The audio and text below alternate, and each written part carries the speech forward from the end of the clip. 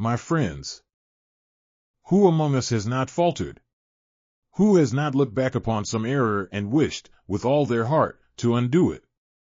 And yet, if we were given such a chance, to erase every misstep, to remove every wrong decision, what kind of people would we become? The world does not shape us through ease and perfection, but through trial and correction. A student does not master arithmetic without first struggling over sums. A musician does not play with mastery without first striking discordant notes. A child does not learn to walk without first falling, often and painfully. It is in failure that we find instruction. It is in the sting of error that wisdom takes root. The most dangerous illusion is to believe that success teaches all things. It does not. Success so often whispers comfort, while failure shouts truth. When we stumble, we are given an opportunity to rise not as we were, but as something greater. There is a danger in failure, and it is not the mistake itself. The true tragedy is not the fall, but the refusal to learn from it. Pride resents correction, but wisdom welcomes it. Those who fear admitting fault will find themselves bound by ignorance, unable to move forward. But those who embrace their mistakes, who turn them into stepping stones rather than millstones, will walk paths unknown to those who fear failure. There is a peculiar mercy in mistakes. They offer us a chance to become what we otherwise might not. They force us to examine our ways, to grow in humility, to cultivate patience. And in the end, they remind us that we are not perfect, but we are capable of learning, of improving, and of becoming wiser than we were before. So, do not fear your mistakes. Do not despise them. Instead, let them be your teachers. Let them chisel away at your ignorance, strengthen your resolve, and shape you into something finer. For the best lessons do not come from a life untouched by failure, but from a soul refined by it. Failure is a certainty in life. No man or woman, no matter how skilled or intelligent, has ever walked through life unscathed by error. Mistakes are not the exception to the rule, they are the rule itself. They come to us naturally, not because we seek them, but because we are finite beings, limited in knowledge and experience. Even the most brilliant minds in history, the inventors, the philosophers, the leaders who shaped the world, have known failure intimately. It was not their mistakes that defined them, but rather their response to those mistakes. Those who understand this simple truth, that mistakes are an inevitable part of progress, will find themselves equipped with an invaluable tool for growth.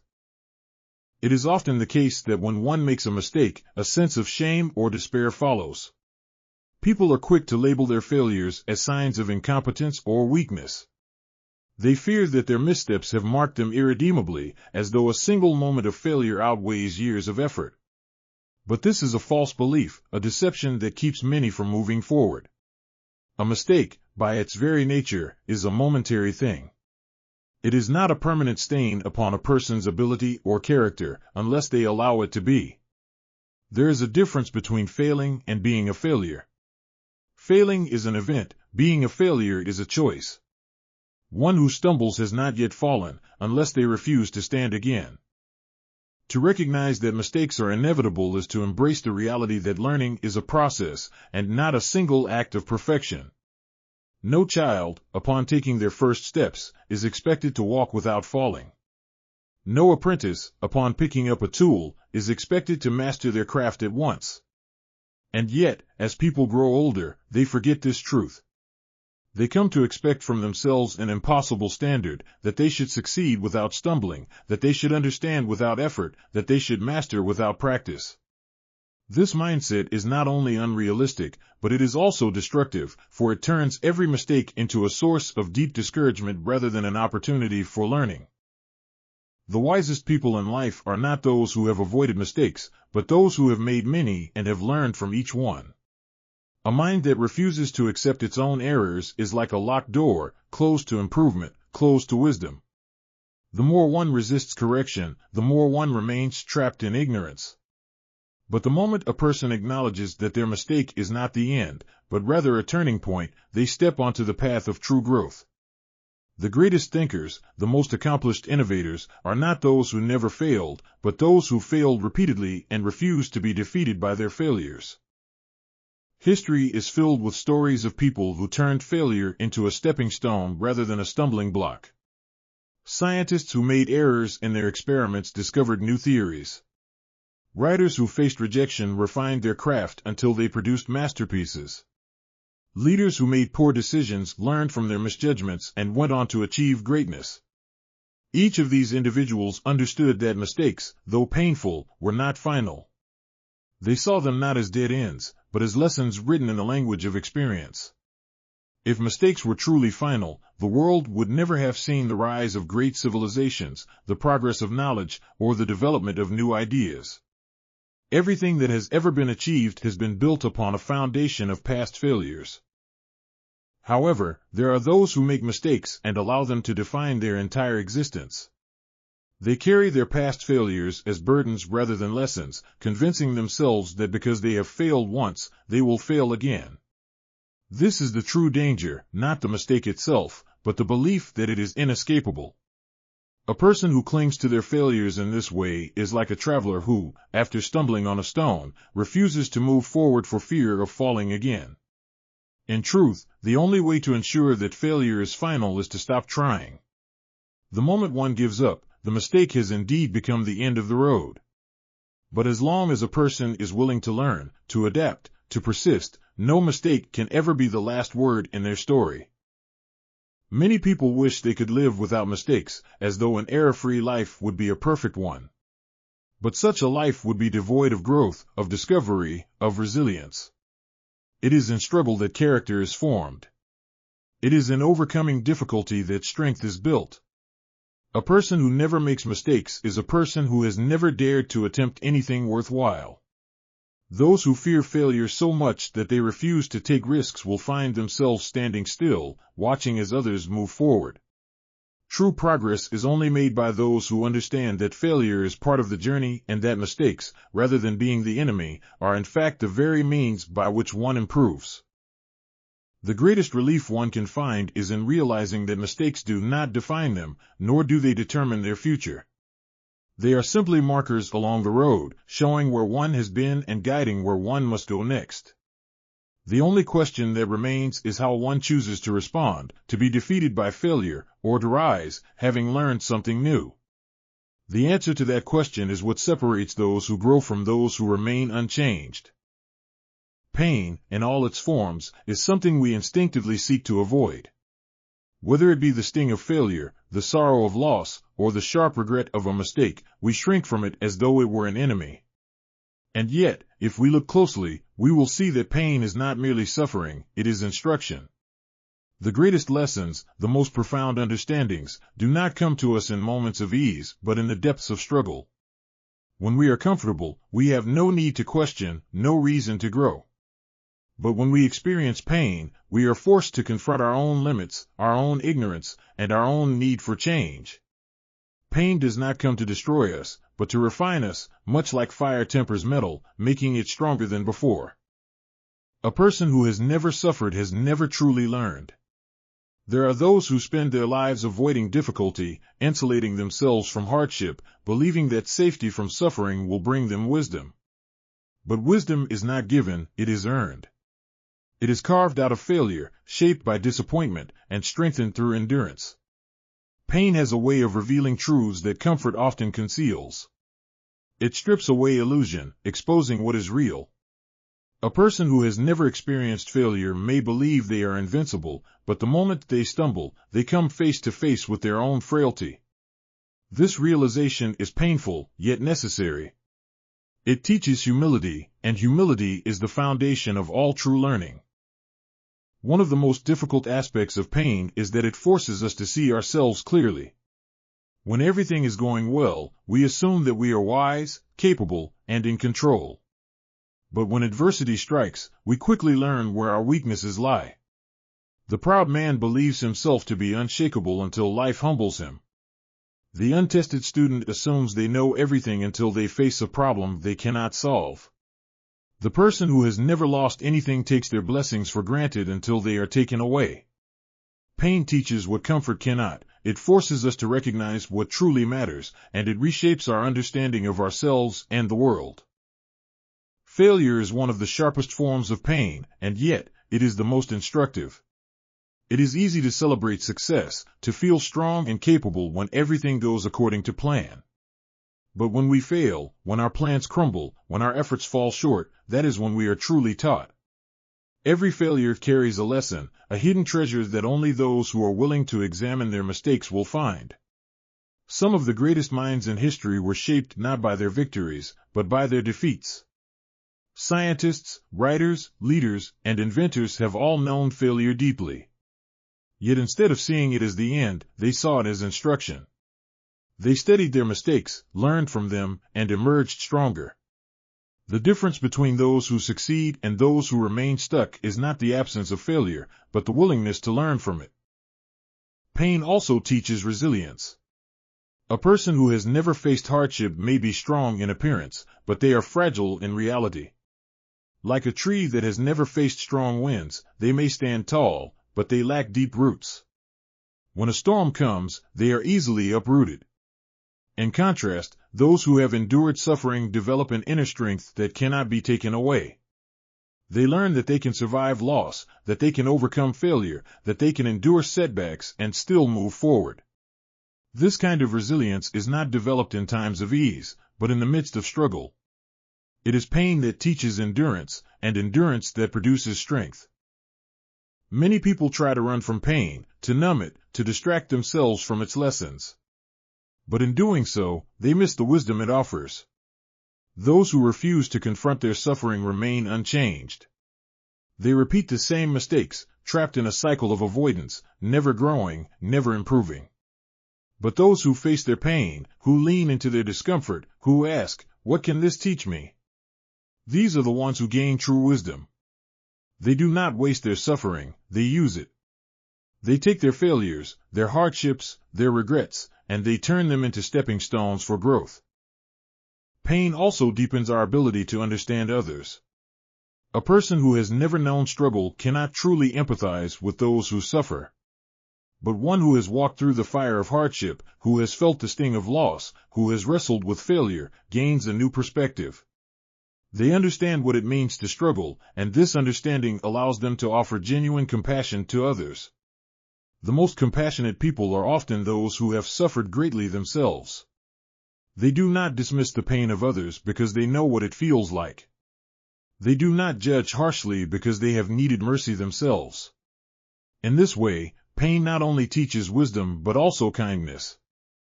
The lessons that pain teaches us are not always immediate. Sometimes, in the midst of suffering, we see no purpose, no meaning. It is only afterward, when we look back, that we realize how much we have learned.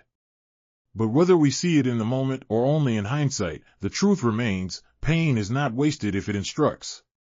Every hardship, every failure, every disappointment carries with it an opportunity for growth.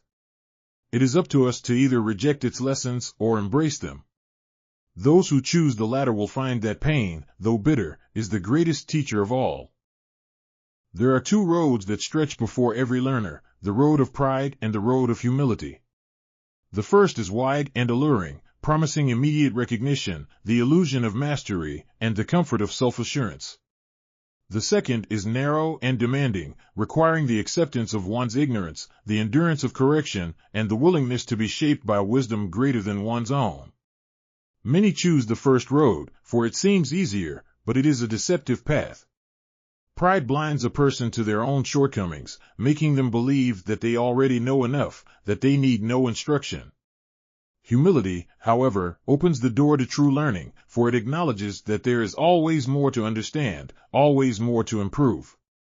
The greatest minds in history were not those who believed themselves to be wise, but those who recognized how much they had yet to learn. Pride in learning manifests itself in many ways, but perhaps its most dangerous form is the refusal to admit mistakes. A person who cannot acknowledge their errors cannot correct them, and a mistake left uncorrected is a lesson left unlearned. Those who cling to their own opinions despite evidence to the contrary build walls around their understanding, preventing growth. They fear that admitting fault will make them weak, when in truth, it is the strongest minds that are willing to be wrong. A student who insists they are right in the face of clear instruction does not grow in knowledge. They remain stagnant, trapped by their own unwillingness to be taught. Humility, on the other hand, welcomes correction. It understands that being wrong is not a failure, but a necessary step toward being right. The humble learner listens more than they speak, asks more than they assume, and values truth more than personal pride. They do not see correction as an insult, but as a gift. When a wise teacher points out their error, they do not bristle in defense, but instead consider the lesson being offered. They recognize that no one, no matter how intelligent, is beyond the need for improvement. This mindset is what allows them to grow, for they see mistakes not as a threat to their ego but as an opportunity for refinement. Pride also has a way of making a person impatient with the learning process. Those who believe they should already know everything grow frustrated when they struggle to grasp a concept or master a skill. They expect immediate understanding, immediate success, and when they do not achieve it, they either give up or pretend that they never struggled at all. This impatience is rooted in the belief that learning should come easily, that difficulty is a sign of inadequacy rather than a natural part of growth. But humility knows better. It understands that learning is a slow and often difficult journey, requiring perseverance and effort.